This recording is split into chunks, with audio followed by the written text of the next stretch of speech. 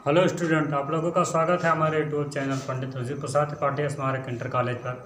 हम सब class 10th के साइंस में चैप्टर 8 के बारे में अध्ययन कर रहे थे। हम लोग अध्ययन कर रहे थे जीव जनन कैसे करते हैं। हम लोगों ने अध्ययन कर लिया था कि मानव के जनन के बारे में अध्ययन कर रहे थे, जिनमें हम लोगों ने अध्ययन कर लिया था कि मादा जनन तंत्र में क्या क्या भाग होते हैं। हम लोगों ने कहा था कि सबसे पहले हम सब पढ़ेंगे कि नर जनन तंत्र के क्या भाग होते हैं, मादा जनन तंत्र के भाग क्या क्या होते हैं। फिर देखेंगे कि युग्मक का निर्माण कैसे होता है, नर जनन तंत्र में कहाँ पर होता है, मादा जनन तंत्र में कहाँ पर होता है। तो हम लोगों ने अध्ययन कर लिया था नर जनन तंत्र के बारे में, उसके भागों के बारे में। आज हम सब अध्ययन करेंगे मादा जनन तंत्र के बारे में हम लोगों ने अध्ययन कर लिया था। आज हम सब नर जनन तंत्र के बारे में अध्ययन करेंगे, देखेंगे कि नर जनन तंत्र में क्या क्या होता है। जैसा कि हम जानते हैं कि मानव में जनन करने के लिए नर से बनेगा नर युग्मक और मादा से बनता है मादा युग्मक। ये दोनों मिलते हैं तो बनता है युग्मनज। तो नर युग्मक जो होता है शुक्राणु और मादा युग्मक जो होता है उसका नाम है अंडाणु। तो नर युग्मक कहाँ पर बनता है, तो सबसे पहले हम जाने तंत्रों के बारे में, इसका कहाँ पर बनता है, इसके क्या भाग होते हैं। मादा जनन तंत्र में मादा युग्मक अंडाणु कहाँ बनता है, इसके बारे में हम सब जाने। तो सबसे पहले हम सब लोगों ने कहा था कि तंत्रों के बारे में जान लें। तो मादा जनन तंत्र के बारे में हम लोगों ने जान लिया कि ये भाग होते हैं, यहाँ पर स्थित होता है। आज हम जानेंगे नर जनन तंत्र के बारे में। फिर नर जनन तंत्र जब जान लेंगे तब हम अध्ययन करेंगे कि शुक्राणु कहाँ बनते हैं और कैसे बनते हैं, नर युग्मक कैसे बनता है, अंडाणु या मादा युग्मक कैसे बनता है, फिर ये आपस में मिलते हैं तब क्या होता है। तो आज सबसे पहले हम जान लें नर जनन तंत्र के बारे में। तो नर जनन तंत्र में नर जनन तंत्र को सबसे पहले हम भागों में विभाजित कर लें। जैसा कि हम सब मादा जनन तंत्र को दो भागों में विभाजित करते थे, प्राथमिक अंग तथा द्वितीयक अंग या सहायक अंग। ऐसे हम नर जनन तंत्र में भी दो प्रकार के अंग पाए जाते हैं। जैसे हम विभाजित कर लें, जो नर जनन तंत्र है इसको दो भागों में, एक है प्राथमिक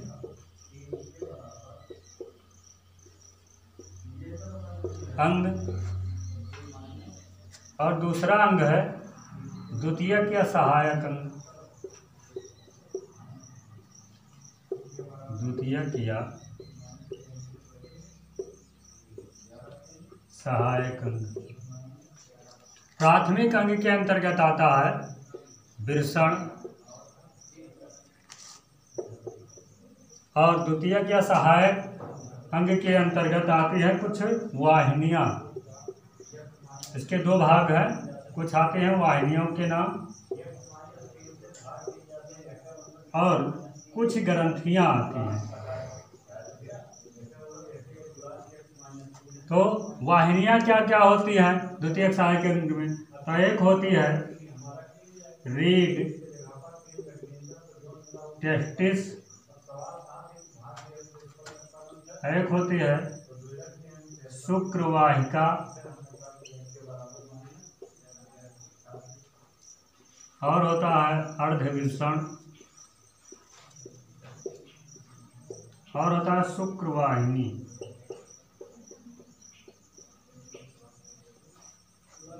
द्वितीयक या सहायक अंग को दो भागों में विभाजित किया गया है, एक वाहिनियों के आधार पर, एक ग्रंथि के आधार पर। तो वाहिनियां कौन कौन सी है, रीड टेस्टिस शुक्रवाहिका अर्धवृषण शुक्रवाहिनी। ग्रंथियां क्या क्या है, कौन कौन सी है, तो ग्रंथियां है, एक है शुक्राशय,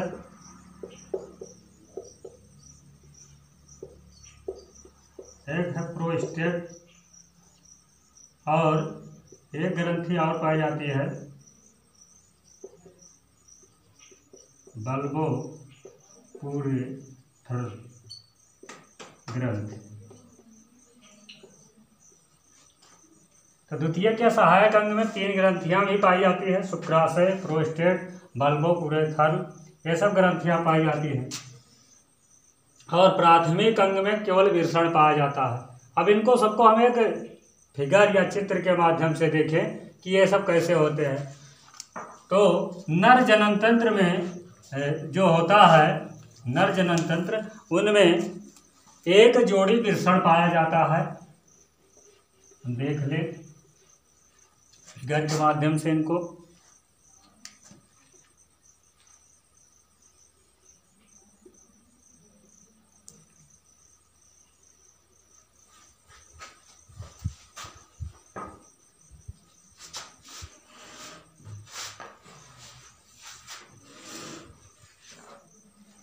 नर जनन तंत्र में यह आपका है वृषण कोश,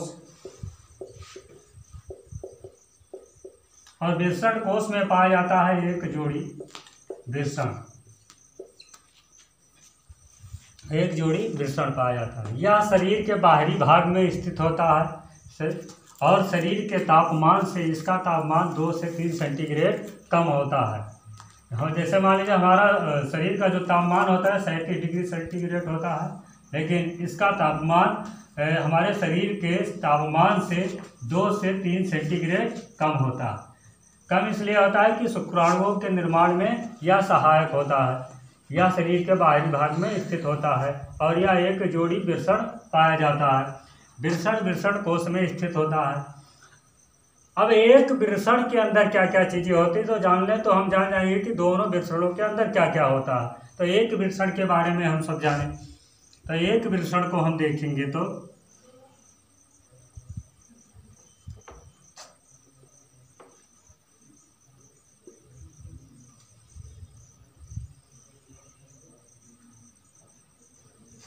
एक वृषण में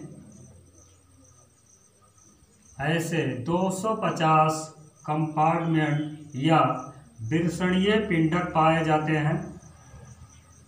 यहाँ पर आपके 1 2 3 4 5 बना है, लेकिन इनकी संख्या 250 होती है एक वृषण के अंदर। ये जो आपके बने हैं 250 वृषणीय पिंडक पाए जाते हैं।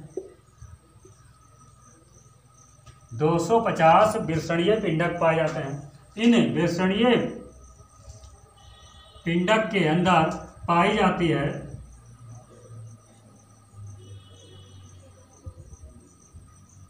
ऐसे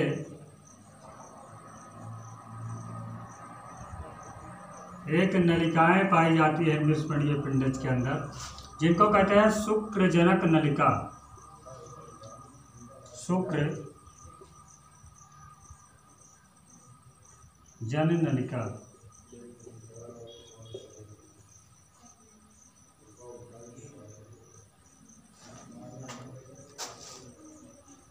एक वृषण के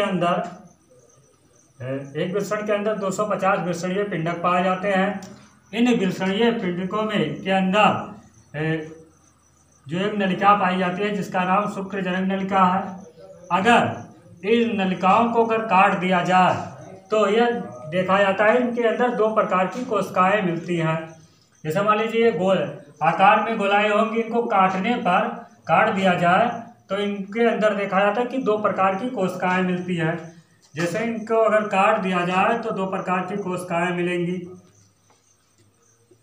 इनको काटने पर कुछ इस आकार की कोशिकाएं मिलती हैं और कुछ इस आकार की, 2 प्रकार की कोशिकाएं मिलती हैं।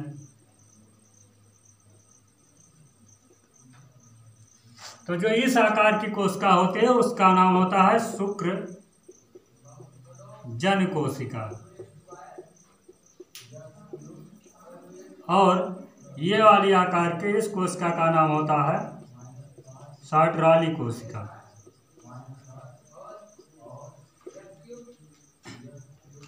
एक एक याद करते हम चलेंगे कि एक वृषण कोश में एक जोड़ी वृषण पाया जाता है। इसका तापमान शरीर के तापमान से 2 से 3 सेंटीग्रेड कम होता है।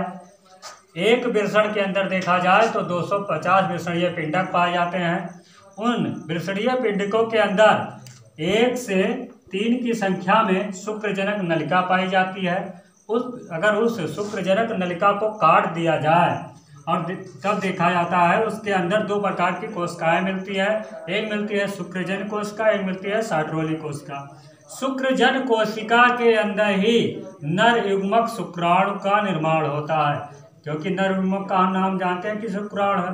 तो शुक्रजन कोशिका के अंदर नर युग्मक शुक्राणु का निर्माण होता है। क्वेश्चन पूछा जाता है कि शुक्राणु का निर्माण कहाँ होता है, तो शुक्राणु का निर्माण शुक्रजन कोशिका में होता है। साइटोली कोशिका का क्या काम है, तो साइटोली कोशिका का काम है जो शुक्राणु बन जाते हैं उनको पोषण देने का कार्य करती है। जैसा कि हम पौधों के बारे में जब अध्ययन कर रहे थे तो पौधों में पोषण देने का कार्य जो नर युग्मक में होता था टेपिटम देता था, सेम वही काम यहाँ पर साइटोली कोशिका का है। इसका काम है जो शुक्राणु बन जाते हैं उनको पोषण देने का काम। अब इन नलिकाओं के बीच जो ये नलिकाएं बनी जाती हैं इनके बीच खाली स्थान भाग पर भी कोशिकाएं पाई जाती हैं। कोशिका पाई जाती है जिसका नाम है कोशिका पाई जाती है जिसका नाम है अंतराली कोशिका, अंतराली कोशिका या लीडिंग कोशिका के नाम से भी जानते हैं, लीडिंग कोशिका। अंतराली या लीडिंग कोशिका, अंतराली या लीडिंग कोशिका का काम क्या होता है, तो यह अंतराली या लीडिंग कोशिका जो होती है ये नर हार्मोन्स को स्रावित करती है। क्वेश्चन पूछा है कि नर जननतंत्र में कौन सा हार्मोन स्रावित होता है, तो या नर जननतंत्र में कौन सी कोशिका नर हार्मोन्स को स्रावित करती है, तो अंतराली या लीडिंग कोशिका है ये नर हार्मोन को स्रावित करती है। नर हार्मोन है टेस्टोस्टेरोन व एंड्रोजन। तो नर जनन तंत्र में दो प्रकार के जो होते हैं हार्मोन स्रावित होते हैं, टेस्टोस्टेरोन या एंड्रोजन। ये कहाँ से स्रावित होते हैं, तो अंतराली या लीडिंग कोशिका से स्रावित होते हैं। और जब इसके अंदर शुक्राणु बन जाता है तब यहाँ से एक नलिका निकलती है। अब हम देख लें,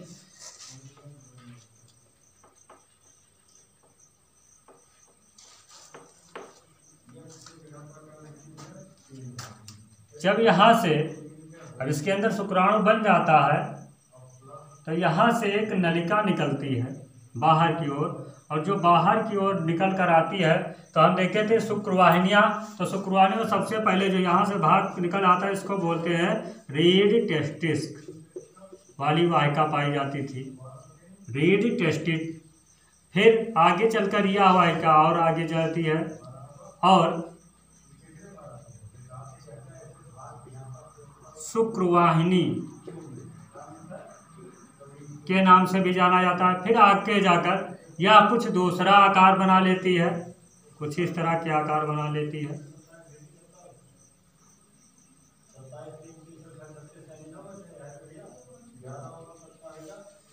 इसी जो ये आकार बना इसी को हम सब कहते हैं अर्धवृषण। और ये जो आपका बना ये आकार, ये पूरा भाग आपका कहलाता है शुक्र वाहिनी होगा, शुक्र वाहिका। जब हम प्राथमिक या द्वितीयक अंग में देखेंगे तो ये सब बताया गया कि शुक्र रेड टेस्टिस है, जो ये शुक्रवाहिनी है, ये शुक्रवाहिनी ये सब वाहिकाएं हैं। ये जब शुक्राणु बन जाते हैं तो शुक्राणुओं को लेकर आने का कार्य इन्हीं वाहिकाओं के द्वारा होता है। तो सबसे पहले वाला भाग रेड टेस्टिस, फिर होती है शुक्रवाहिनी, फिर वह होता है अर्धवृषण, और फिर जो होता है यानी मूत्र मार्ग तक जो पहुंचा देता है भाग वो होते हैं शुक्र वाहिका। तो नर जनन तंत्र में इतने चीजें पाई जाती थी। अब हम सब अध्ययन करेंगे कि नर जनन तंत्र में नर युग्मक का निर्माण कैसे होता है, क्योंकि हम लोगों ने जान लिया कि नर जनन तंत्र क्या है, मादा जनन तंत्र के भाग क्या हैं। अब हम सब देखेंगे कि युग्मकों का निर्माण कैसे होता है। तो सबसे पहले आज हम देखेंगे कि नर जनन तंत्र में शुक्राणु का निर्माण कैसे होता है, उसके बारे में हम सब अध्ययन करेंगे। नर युग्मक का निर्माण से पहले हम सब नर जनन तंत्र के बारे में अध्ययन कर रहे थे, तो हमने शुक्रवाहिनियों के बारे में वाहिनियों के बारे में, जो द्वितीय का सहायक अंग रहा उसके बारे में अध्ययन कर लिया, बेसमेंट के बारे में। अब हमारी जो ग्रंथियां थी उनकी ग्रंथियों के बारे में भी जान लें। तो हम जानते थे कि 3 प्रकार की ग्रंथियां पाई जाती थी। एक पाई जाती थी शुक्राशय, जो ग्रंथि नर जनन तंत्र में पाई जाती थी वो पाई जाती है शुक्राशय। यह तरल जो होता है वीर, उस तरल के अधिकांश भाग को बनाता है, यह उसके अधिकांश भाग को बनाता है। और जो है फ्रक्टोज, प्रोटीन और ये फ्रक्टोज, प्रोटीन, ये सब तत्वों को ये क्या करता है, प्रदान करता है, जो नर युग्मक बन गए होते हैं। तो शुक्राशय का काम यह है, या जो तरल वीर होता है उसके अधिकांश भाग को बनाता है, फ्रक्टोज, प्रोटीन जैसे सबको तत्वों को क्या कहता है, पहुंचाता है उस तक। और उसके बाद दूसरी जो हमारी ग्रंथि थी प्रोस्टेट, यह ग्रंथि क्या करती है, यह ग्रंथि जो होती है बने हुए तरल पदार्थ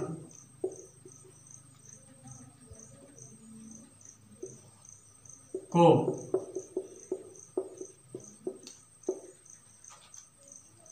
ये क्षारीय बनाता है तथा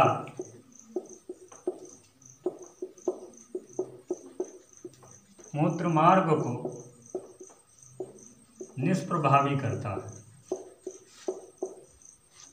यह जो शुक्राशय वाली ग्रंथि अधिकांश भाग, वीर के अधिकांश भाग को बनाती है, इसमें फ्रक्टोज, प्रोटीन ये सब मात्रा पाई जाती है। प्रोस्टेट ग्रंथि जो थी यह तरल पदार्थ को क्षारीय बनाता है तथा मूत्र मार्ग को निष्प्रभावी कर देता है, निष्प्रभावी कर देता है। और तीसरी हमारी जो ग्रंथि बल्बो पूरे थरल ग्रंथि, तो इस ग्रंथि का काम कुछ खास नहीं है। ग्रंथि चिकनाहट बनाए रखने का कार्य करती है। तो इन तीनों ग्रंथियों के बारे में हम लोगों ने जान लिया कि शुक्राशय का क्या काम है, इनमें क्या पाए जाते हैं, प्रोस्टेट का क्या काम है, बल्बो पूरे थरल। तो एक संपूर्ण नर जनन तंत्र के बारे में हम लोगों ने जाना। अब हम सब देखेंगे नर जनन तंत्र में नर युग्मक का निर्माण कैसे होता है, उनको हम सब जाने। तो जैसा कि हम जानते थे कि जो बेसड़ कोष होता था, और देखे थे बेसड़ कोष के अंदर 250 जो पिंडजे वृषणीय पिंडक पाए जाते थे, उनके अंदर नलिकाएं पाई जाती थी। और उन नलिकाओं के अंदर हम देखते थे कि 2 प्रकार की कोशिकाएं, जैसे कि अब देख ले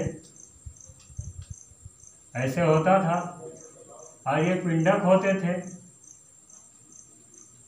उन पिंडकों के अंदर ये नलिकाएं पाई जाती थी। ये सब लोगों, इसके बारे में हम लोगों ने अभी अध्ययन कर लिया। ये नलिकाएं पाई जाती थी। इन नलिकाओं को अगर कहा जाता था कि काट दिया जाए तो 2 प्रकार की कोशिकाएं मिलती थी।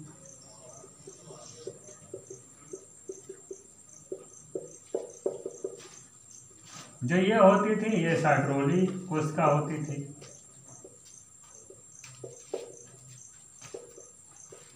और ये जो होता था शुक्रजन कोशिका होता था।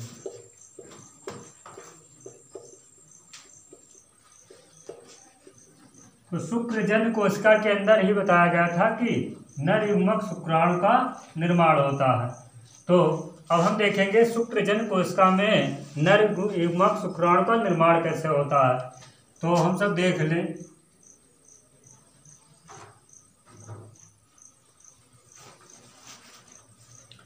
शुक्रजन कोशिका जो होती है द्विगुणित होती है, मतलब द्विगुणित को हम 2n से प्रदर्शित करते हैं।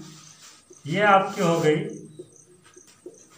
शुक्रजन कोशिका।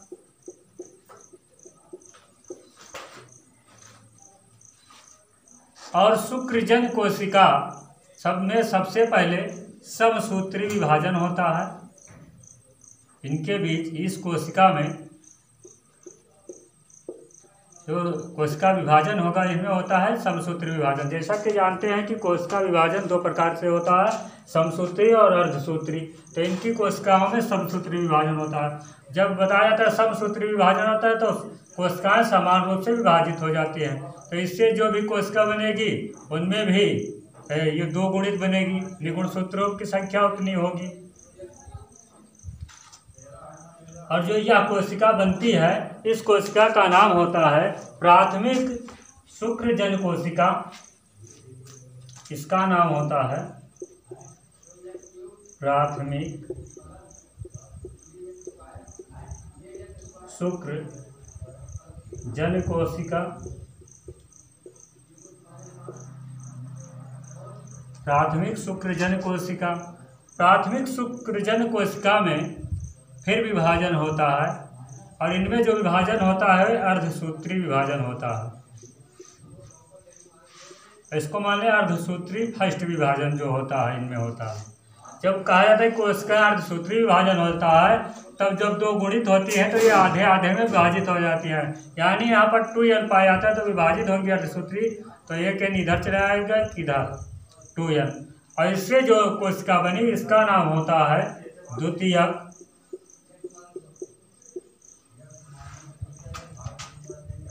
शुक्रजन कोशिका।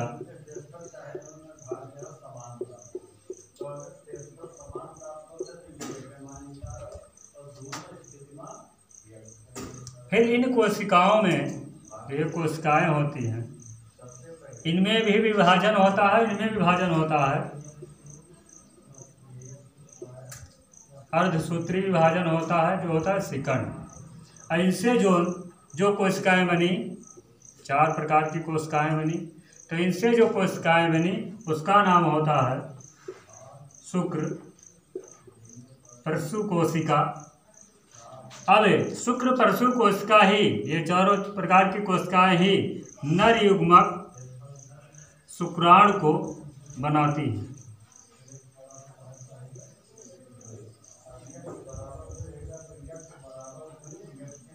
ये आपके हो गए शुक्राणु।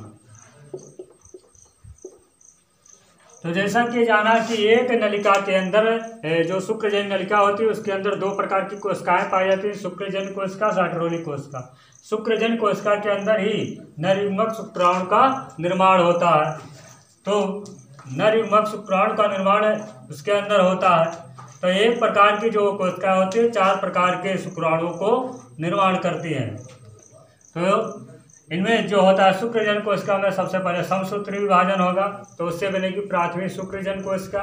फिर उनमें अर्धसूत्री विभाजन होगा, तब बनेगी द्वितीयक शुक्रजन कोशिका। और फिर द्वितीयक शुक्रजन कोशिका में अर्धसूत्री सेकंड विभाजन होगा जो, और उससे बनेगी शुक्र परशु कोशिका। और ये कोशिकाएं 4 प्रकार के शुक्राणु को बनाती हैं जो नर युग्मक होता है। इसी तरह नर युग्मक शुक्राणु का निर्माण होता है।